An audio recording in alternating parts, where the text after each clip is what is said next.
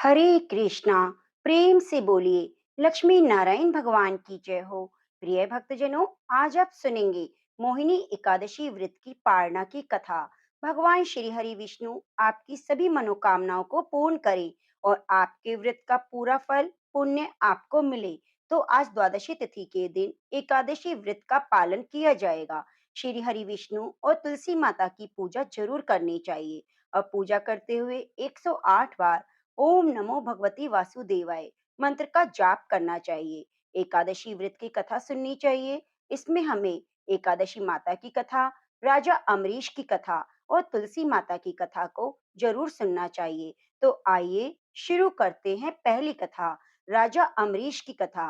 तो प्रिय भक्तजनों, लक्ष्मी नारायण भगवान के चरणों का ध्यान करते हुए कथा का शुभ आरंभ करते हैं। प्रेम से बोलो लक्ष्मी नारायण भगवान की जय हो। प्रिय भक्तजनों, आपसे विनम्र निवेदन है, आप वीडियो को लाइक करके कमेंट बॉक्स में लक्ष्मी नारायण भगवान की जय जरूर लिखिए। राजा अम्बरीश भगवान श्री हरि के परम भक्त थे। वे पृथ्वी के सातों द्वीप, अचल संपत्ति, अतुल ऐश्वर्य के शासक होने पर भी स्वप्न तुल्य इन सबको समझते थे, क्योंकि वे जानते थे कि जिस धन वैभव के लोभ में पड़कर मनुष्य घोर नरक में जाता है, वह केवल 4 दिन की चांदनी है। राजा अम्बरीश का भगवान श्री कृष्ण में और उनके प्रेमी साधुओं में परम प्रेम था। उन्होंने अपने मन को श्री कृष्ण के चरणों में, वाणी को भगवान के गुणों का गान करने में, हाथों को श्री हरि के मंदिर में मार्जन में और अपने कानों को भगवान की मंगलमय कथा के श्रवण में लगा रखा था। उन्होंने अपने नेत्रों को श्री हरि के विग्रह और मंदिरों के दर्शन में, नासिका को उनके चरण कमलों पर चढ़ी श्रीमती तुलसी की दिव्य गंध में और जिह्वा को भगवान के प्रति अर्पित नैवेद्य प्रसाद में संलग्न कर दिया था। राजा अमरीश के पैर भगवान के क्षेत्र आदि की पैदल यात्रा करने में लगे रहते और वे सिर से भगवान श्री कृष्ण के चरण कमलों की वंदना किया करते थे। इस प्रकार उन्होंने अपने सारे कर्म यज्ञ पुरुष इंद्रियातीत भगवान के प्रति उन्हें सर्वात्मा और सर्वस्वरूप समझकर अर्पित कर दिए थे। भगवत भक्त ब्राह्मणों की आज्ञा के अनुसार वे इस पृथ्वी का शासन करते थे।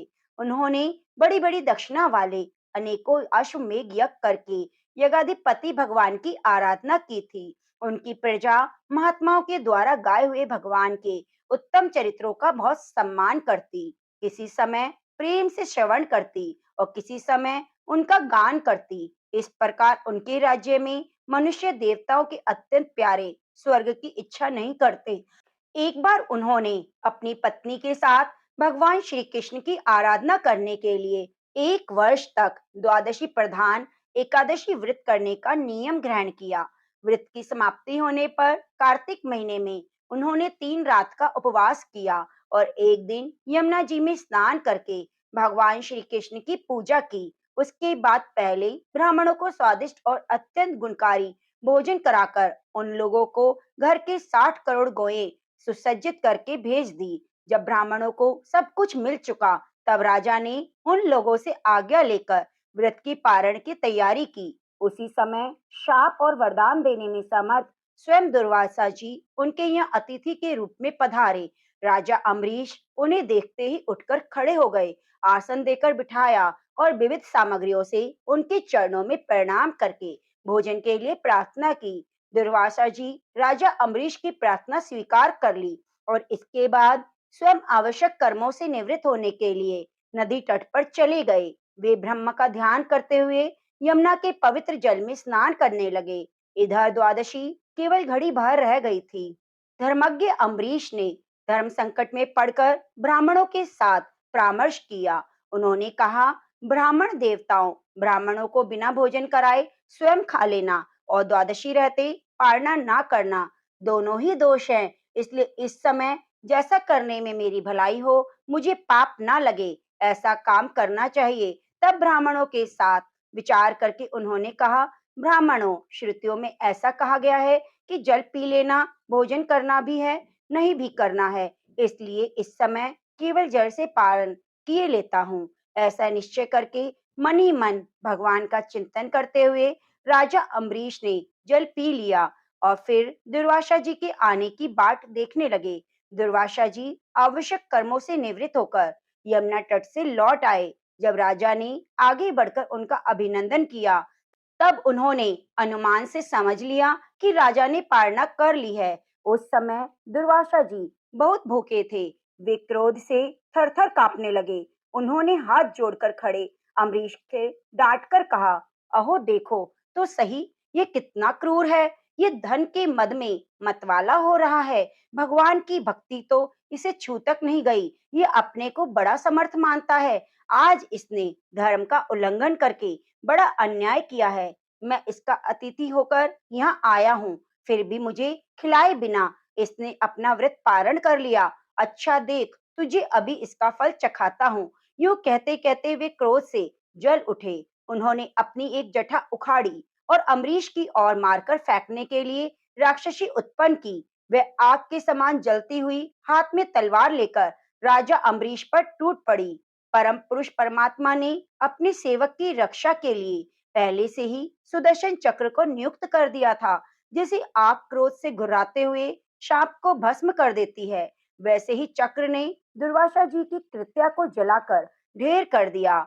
जब दुर्वासा जी ने देखा मेरी बनाई हुई कृत्या तो जल रही है और चक्र मेरी ओर आ रहा है, तब वे भयभीत होकर अपने प्राण बचाने के लिए जी छोड़कर एकाएक भाग निकले। जैसे ऊंची ऊंची लपटों वाला दावानल सांप के पीछे दौड़ता है, वैसे ही भगवान का चक्र तो दुर्वासा जी के पीछे लग गया।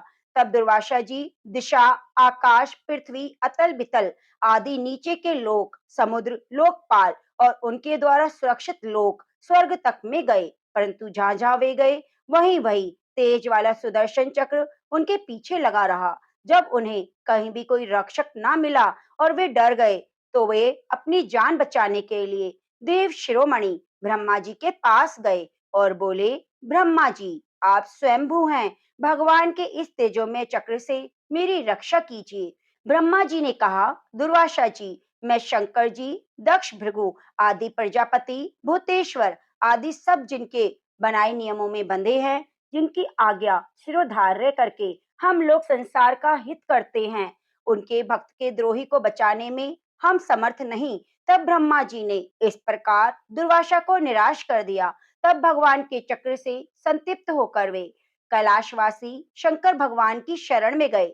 शंकर जी ने कहा, दुर्वासा जी, जिनसे पैदा हुए अनेकों ब्रह्मांड हमारे जैसे हजारों चक्कर काटते हैं, यह चक्कर उन्हीं विश्वेश्वर का शस्त्र है। हम लोगों के लिए ये असह है।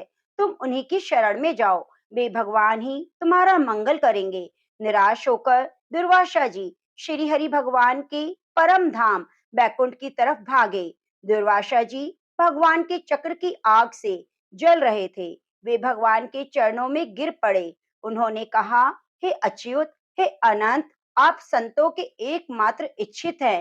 हे प्रभु, संपूर्ण जगत के जीवन दाता, मैं अपराधी हूँ, आप मेरी रक्षा कीजिए। आपका परम प्रभाव न जानने के कारण ही मैंने आपके प्यारे भक्त का अपराध किया। प्रभु, मुझे माफ कीजिए। श्री भगवान ने कहा, दुर्वासा जी, मैं सर्वथा भक्तों के अधीन हूँ। मुझ में तनिक भी स्वतंत्रता नहीं।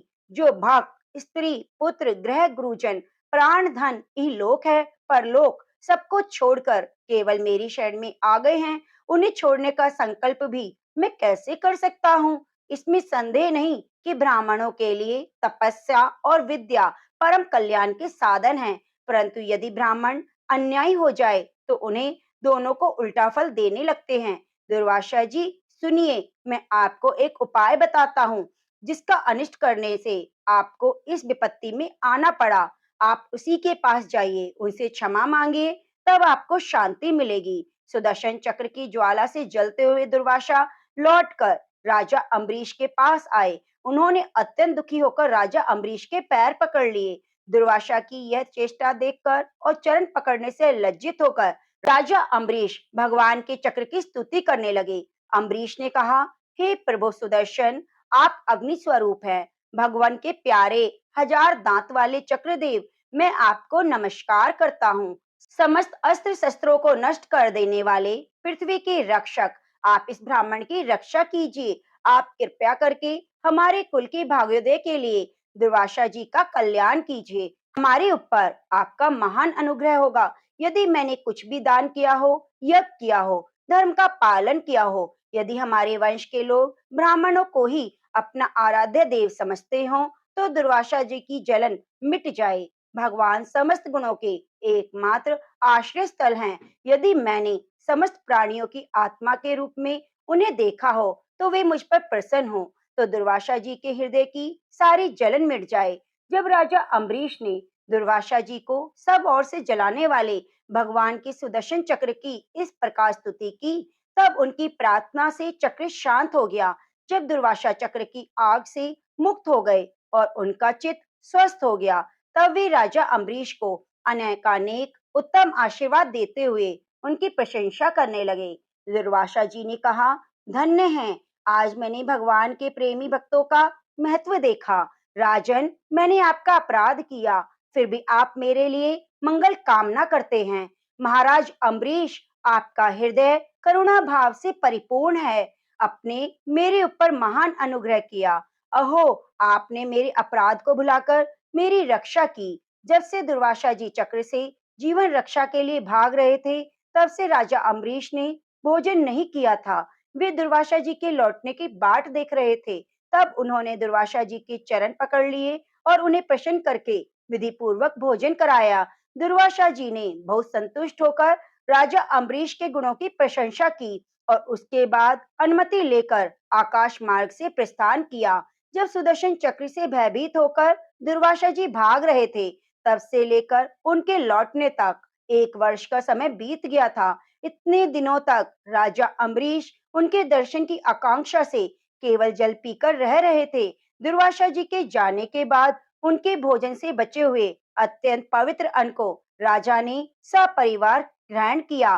कुछ वर्ष बीतने पर राजा अम्बरीश ने अपने ही समान भक्त पुत्रों पर राज्य का भार सौंपा और स्वयं वन में चले गए। वहां से बड़ी धीरता के साथ आत्मस्वरूप भगवान में अपना मन लगाकर गुणों के प्रवाह रूपी संसार से मुक्त हो गए। श्री हरि ने अम्बरीश को वरदान दिया कि जो भी एकादशी के दिन एकादशी व्रत की पारणा में तुम्हारी कथा को सुनेगा, उसे एकादशी का पूर्ण फल प्राप्त होगा।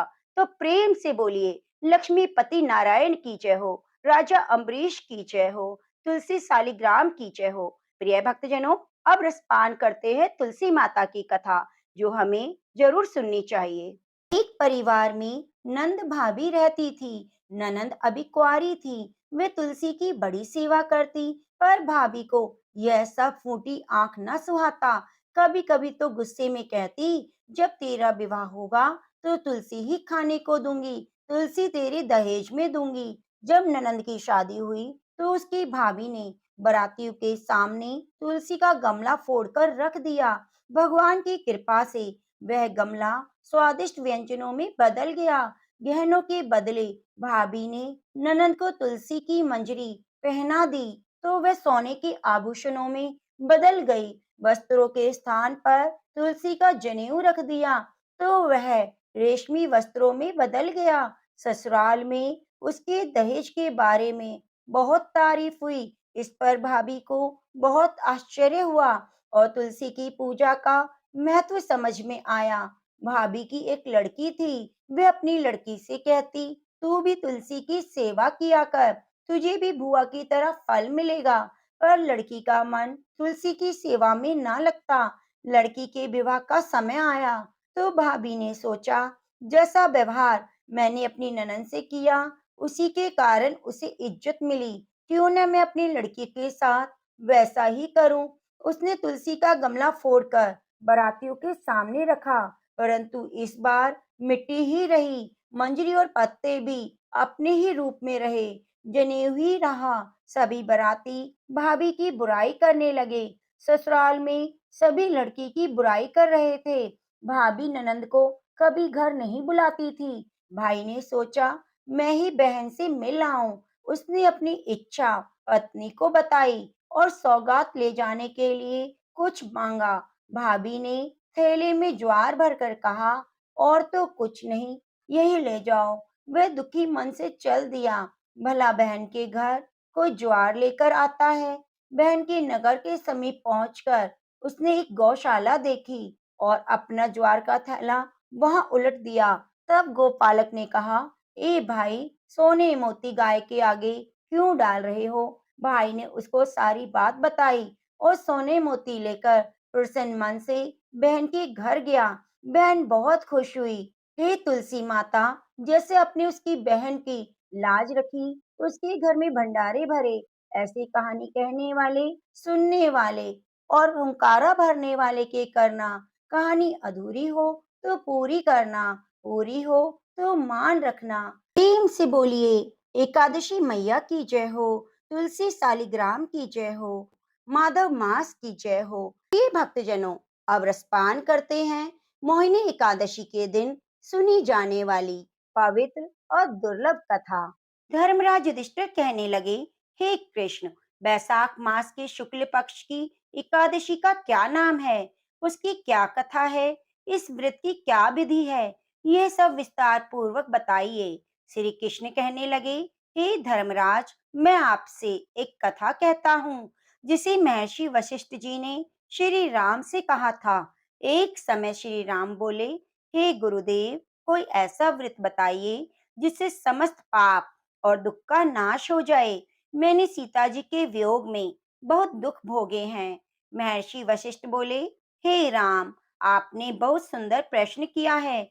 आपकी बुद्धि अत्यंत शुद्ध और पवित्र है। यद्यपि आपका नाम स्मरण करने से मनुष्य पवित्र और शुद्ध हो जाता है, तो भी लोक हित में यह प्रश्न अच्छा है। बैसाख मास में जो एकादशी आती है, उसका नाम मोहिनी एकादशी है। इसका व्रत करने से मनुष्य सब पापों और दुखों से छूटकर मोह जाल से मुक्त हो जाता है। मैं इसकी कथा कहता हूँ, तुम ध्यान पूर्वक सुनो। सरस्वती नदी के तट पर भद्रावती नाम की एक नगरी में धुतिमान नामक चंद्रवंशी राजा राज्य करते थे। वह धन धान्य से संपन्न पुण्यवान धनपाल नामक वैश्य रहता था। वह अत्यंत धर्मालु और विष्णु भक्त था। उसने नगर में अनेक भोजनालय, प्याऊ, कुएं, सरोवर, धर्मशाला बनवाए। सड़कों पर आम, जामुन, नीम के वृक्ष लगवाए। उसके 5 पुत्र थे, सुमना, सद्बुद्धि, मेधावी, सुकृति और दृष्ट बुद्धि। इनमें से 5वां पुत्र दृष्ट बुद्धि महापापी था। वह पितर आदि को नहीं मानता। वह वैश्या, दुराचारी मनुष्य की संगति में रहकर जुआ खेलता, पर स्त्री के साथ भोग विलास करता, मदमांस का सेवन करता। इस प्रकार अनेक कुकर्मों में वह पिता के धन को नष्ट करता रहता। इन्हीं कारणों से त्रस्त होकर पिता ने उसे घर से निकाल दिया। घर से बाहर निकलने के बाद वह अपने गहने कपड़े बेचकर अपना निर्वाह करने लगा। जब सब कुछ नष्ट हो गया, तो वैश्या और दुराचारी साथियों ने उसका साथ छोड़ दिया। अब वह भूख प्यास से अधिक दुखी रहने लगा। कोई सहारा न देख चोरी करना सीख गया। एक बार वह पकड़ा गया, तो वैश्य का पुत्र जानकर चेतावनी देकर छोड़ दिया, मगर दूसरी बार फिर पकड़ में आ गया। राज आज्ञा से इस बार उसे कारागार में डाल दिया गया। कारागार में उसे अत्यंत दुख दिए गए। बाद में राजा ने उसे नगरी से निकल जाने को कहा। वह नगरी से निकलकर वन में चला गया। वह वन्य पशु पक्षियों को मारकर खाने लगा। कुछ समय बाद वह बहेलिया बन गया और धनुष्वान लेकर पशु पक्षियों को मार मार कर खाने लगा। एक दिन भूख प्यास से व्यथित होकर वह खाने की तलाश में घूमता हुआ कौंडिन्य ऋषि के आश्रम में पहुंच गया। उस समय बैसाख मास था। ऋषि गंगा स्नान करके आ रहे थे। उनके भीगे वस्त्रों के छींटे उस पर पड़ गए। उसे सद्बुद्धि प्राप्त हुई। वह कौंडिन्य मुनि से हाथ जोड़कर कहने लगा, हे मुने, मैंने जीवन भर बहुत पाप किए। आप इन पापों से छूटने का कोई उपाय मुझे बिना धन का बताइए। उसके दीन वचन सुनकर मुनि ने प्रसन्न होकर कहा, तुम बैसाख महीने के शुक्ल पक्ष की मोहिनी एकादशी का व्रत करो। इससे सभी पाप नष्ट हो जाते हैं। मुनि के वचन सुनकर वह बहुत ही खुश हुआ और उनके द्वारा बताई हुई विधि के अनुसार व्रत किया। हे राम, इस व्रत के प्रभाव से उसके सभी पाप नष्ट हो गए। अंत में वह गरुड़ पर बैठकर विष्णु लोक को गया। इस व्रत से मोह आदि सभी नष्ट हो जाते हैं। संसार में इस व्रत से श्रेष्ठ कोई व्रत नहीं। इसके महात्म्य को पढ़ने सुनने से 1000 गोदान का फल प्राप्त होता है। तो हे राम, तुम मोहिनी एकादशी का व्रत जरूर करो। तो प्रेम से बोलिए, लक्ष्मी नारायण भगवान की जय हो, एकादशी मैया की जय हो,